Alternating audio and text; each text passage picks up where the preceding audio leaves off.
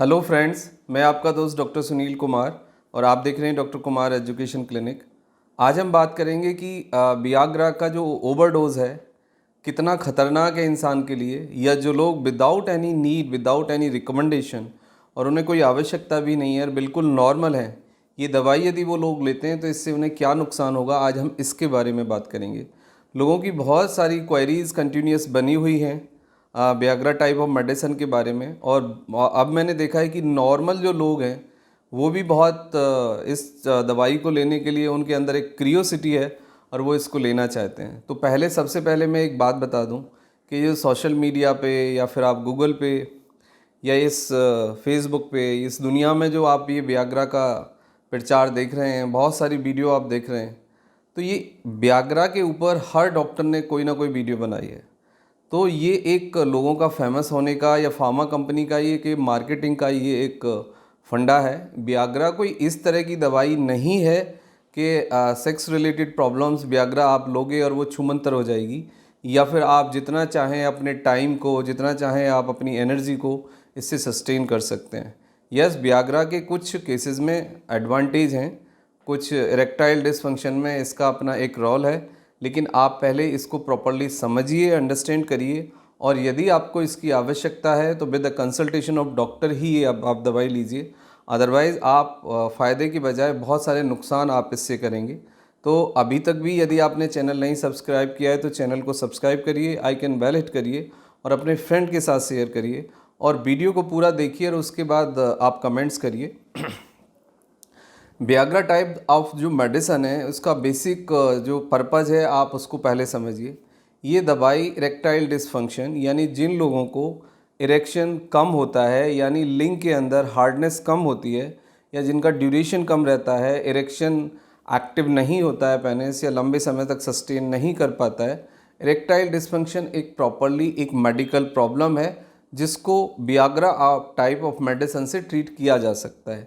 लेकिन किसी को इरेक्शन की प्रॉब्लम है, या एंजाइटी के कारण परफॉर्मेंस नहीं है, या फिर दूसरे और सारे हार्मोनल रीज़न हैं, या कोई क्लिनिकल रीज़न है, ये पेशेंट को प्रॉपरली एग्जामिन करके ही डॉक्टर इसका पता लगा सकते हैं और एक डायग्नोसिस बना सकते हैं। कभी भी खुद पेशेंट इस बात का डिसीजन नहीं ले सकता कि उसको इरेक्टाइल डिसफंक्शन है या नहीं।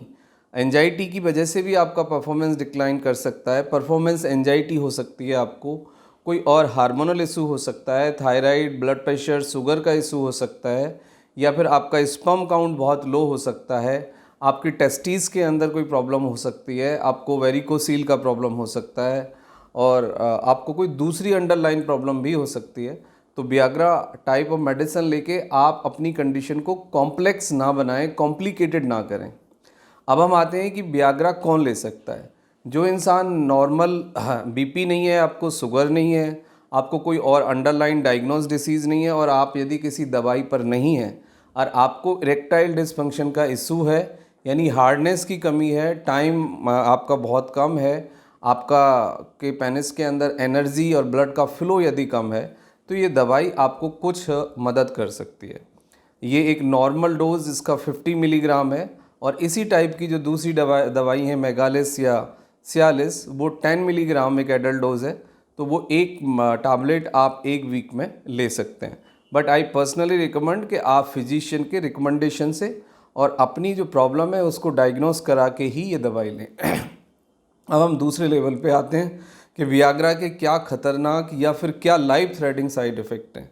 वियाग्रा टाइप ऑफ मेडिसिन आपके पेनिस की तरफ ब्लड के फ्लो को 10 गुना तक बढ़ा सकती है, यानी कि जो फ्लो जितना था उससे वो 10 गुना, यानी कि 1000% तक वो फ्लो बढ़ जाएगा। तो आप कल्पना करिए कि जिस स्पीड से ब्लड का फ्लो आपके पेनिस की तरफ था, यदि उस स्पीड को हम 10 टाइम मोर कर दें तो आपके पेनिस में इंजरी हो सकती है, आपको और दूसरे प्रॉब्लम्स हो सकते हैं, आपको दिल का दौरा पड़ सकता है, आपको दिमाग का दौरा पड़ सकता है, और आपको जो वेन्स हैं उसमें प्रॉब्लम हो सकती है, आपको हेडेक बना रह सकता है 2 से 4 दिन तक, और आपका पेनिस एक्टिव यानी इरेक्टाइल होने के बाद ऐसा हो सकता है कि नॉर्मल शेप में काफ़ी टाइम तक नहीं आए और कोई इंजरी हो जाए उसको, तो ये सारी चीज़ें देखी जाती हैं। और आपके अंदर जैसे आप कोई भी नशा करके बहुत ज़्यादा एनर्जी फील करते हैं, डिसओरिएंटेड फील करते हैं, वो सब हो सकता है।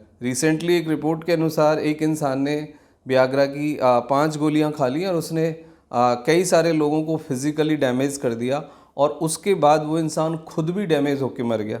तो वियाग्रा ओवरडोज के केस भी आजकल बहुत हमारे सामने आ रहे हैं, क्योंकि लोग क्या करते हैं, एक डोज नॉर्मल डोज से शुरू करते हैं, एक टैबलेट से। कुछ दिन के बाद देखते हैं, क्योंकि उन्हें एक डोज से, एक टैबलेट से कुछ नहीं हो रहा होता है, फिर 2 टैबलेट ले लेते हैं, वो फिर 5 टैबलेट तक भी चले जाते हैं, क्योंकि उनको इरेक्टाइल डिस्फंक्शन होता ही नहीं है। एंजाइटी की प्रॉब्लम को आप वियाग्रा से डील नहीं कर सकते, या दूसरी कोई आपको प्रॉब्लम है तो वो वियाग्रा से डील नहीं होगी। यदि आपको एंजाइटी का इशू है, डिप्रेशन है, ओसीडी है, फियर साइकोसिस है, तो आपको उसको दूसरी दवाइयों से यानी डॉक्टर्स के इलाज से ट्रीट करना होगा। यदि स्पर्म काउंट कम है तो उसको स्पर्म काउंट के इलाज से ट्रीट करना होगा। कोई और दूसरा प्रॉब्लम है तो पहले उस प्रॉब्लम को ट्रीट करना होगा। यदि 2 लोगों के केमिस्ट्री में प्रॉब्लम है तो उसको सॉल्व करना होगा। अपने 4 प्लेट वाले टाइम को बढ़ाना होगा, नॉर्मल करना होगा, और आपको एक स्टेप बाय स्टेप इसके लिए जाना होगा। यदि आपने ये डिसाइड कर लिया कि भाई आपको ये परफॉर्मेंस देनी है, इतने टाइम देनी है, वो एंजाइटी के साथ आप सेक्स को नहीं इंड्यूस कर सकते, नहीं जी सकते, नहीं कर सकते।